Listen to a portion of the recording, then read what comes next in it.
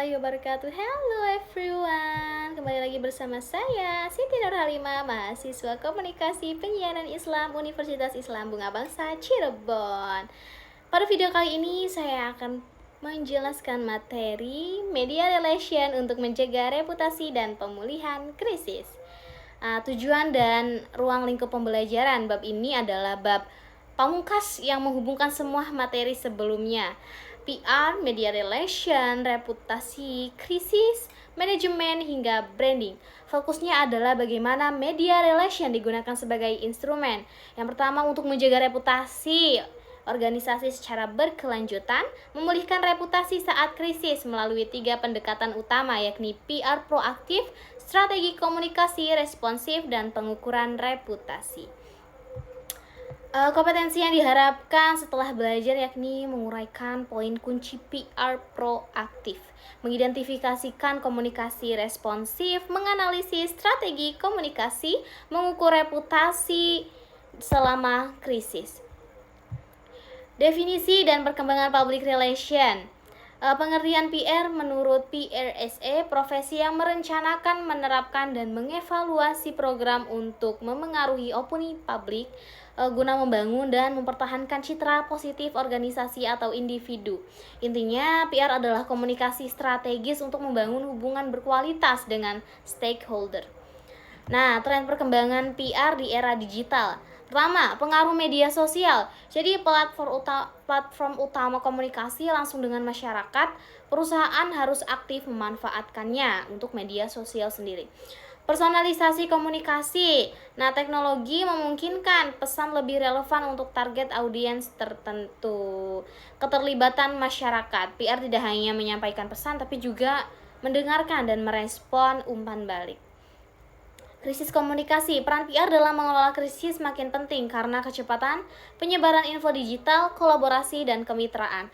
Kerja sama dengan pihak eksternal seperti influencer dan organisasi nirlaba untuk memperluas jangkauan dan memperkuat citra. Selanjutnya, proaktif public relation atau jemput bola. Definisi sikap proaktif sama dengan mengantisipasi atau merencanakan sebelum masalah terjadi, bukan bereaksi setelahnya. Menurut Stephen R. Covey, proaktif berarti merespon situasi berdasarkan nilai dan prinsip pribadi, bukan emosi atau keadaan eksternal. Mengapa PR harus proaktif? Yang pertama, untuk mencegah krisis, mengidentifikasi potensi masalah sebelum jadi krisis besar. Membangun reputasi yang kuat, yakni memperhatikan hubungan dengan publik secara konsisten.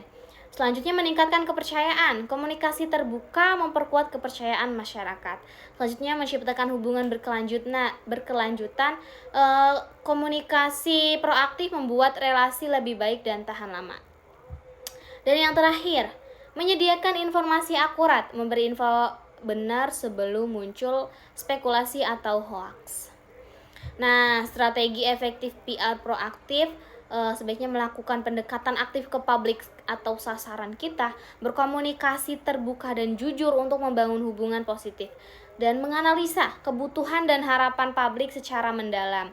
Menyediakan informasi akurat dan transparan agar citra positif tetap kuat dan perusahaan relevan di pasar. Kesimpulannya, PR proaktif adalah aset berharga. Dengan komunikasi antisipatif, perusahaan bisa menghadapi tantangan dengan lebih efektif dan meraih keberhasilan jangka panjang. Nah, strategi komunikasi responsif. Di era digital yang serba cepat, komunikasi responsif jadi kunci menjalin hubungan baik dengan audiens. Unsur strategi komunikasi responsif yakni pemahaman mendalam terhadap audiens, kemampuan mendengarkan dengan baik, respon yang tepat waktu, interaksi komunikasi yang dinamis, keterlibatan audiens, membangun kepercayaan, hubungan baik yang berkelanjutan. Nah, relevansi untuk PR, praktisi PR harus cepat dan tepat merespon tanggapan, pertanyaan, atau masukan dari publik, media, dan stakeholder. Dengan begitu, PR bisa membangun hubungan baik dengan semua pihak, meningkatkan kepercayaan, mengelola isu secara efektif. Jadi pemahaman audiens, mendengarkan, dan memberi respon sesuai adalah kunci keberhasilan tugas dari public relation. Tar dulu. Nah, mengukur reputasi selama krisis. Definisi reputasi, pandangan umum atau opini audiens terhadap seseorang, entitas, atau produk berdasarkan perilaku dan kualitas yang ditunjukkan. Reputasi mencerminkan kredibilitas, keandalan, dan integritas. Bedanya reputasi versus citra. Reputasi eksternal hasil dari perilaku nyata, butuh waktu bertahun-tahun untuk dibangun. Nah, citra yakni internal. Kesan yang sengaja dibangun entitas bisa dibentuk seketika. Contoh, citra dari produk teh pucuk. Sebagai teh dari pucuk daun bisa dibuat sejak awal, tapi reputasinya baru terbentuk setelah terbukti kualitasnya. Nah, cara mengukur reputasi saat krisis. Yang pertama, melakukan survei opini publik, yakni lalu menganalisa media sosial serta mengevaluasi terhadap audiens dan stakeholder. Selanjutnya, pengukuran kinerja keuangan. Dengan pendekatan ini, entitas bisa memahami pandangan stakeholder dan merencanakan strategi pemulihan reputasi yang tepat untuk mengembalikan kepercayaan. PR harus mengambil sikap proaktif atau menjemput bola ke audiens dan stakeholder agar tercipta keberhasilan jangka panjang. Untuk tepat sasaran diperlukan strategi komunikasi responsif yang memperkuat hubungan, meningkatkan kepercayaan, dan merangsang keterlibatan. Kedua unsur ini, yakni PR proaktif plus komunikasi responsif, akan berperan penting saat entitas memasuki masa krisis. Kombinasi keduanya jadi kunci menjaga dan memulihkan reputasi. Sekian materi yang dapat saya sampaikan.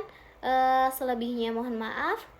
Wassalamualaikum warahmatullahi wabarakatuh. See you next video. Bye-bye.